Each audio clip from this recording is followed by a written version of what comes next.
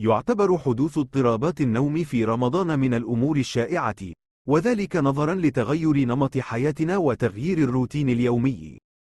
ويعد تنظيم النوم بعد رمضان من الأمور السهلة الممتنعة، والتي يمكن الوصول إليها باتباع بعض الخطوات والمداومة عليها، لإعادة ضبط الساعة البيولوجية بالتدريج.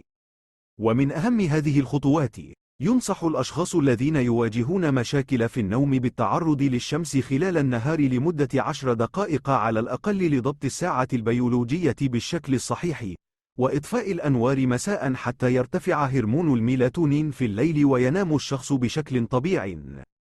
ينصح بممارسة الاسترخاء قبل النوم، مثل ممارسة تمارين اليوغا، أو التأمل، أو شرب مشروب دافئ خالٍ من الكافيين، أو الاستحمام بماء دافئ، أو التنفس العميق. ينصح بتجنب أخذ قيلولة طويلة أو قيلولة بوقت متأخر من النهار. ينصح بممارسة التمارين الرياضية بانتظام، كونها تساعد في إفراز هرمون الميلاتونين. ينصح بالنوم في غرفة هادئة ومعتمة، والحرص على أن يكون الفراش مريحا.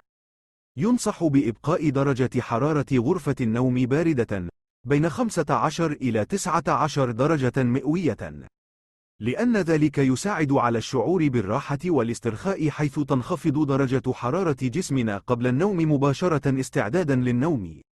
ينصح بتجنب تناول المشروبات المحتوية على الكافيين قبل 4 ساعات على الأقل من وقت النوم.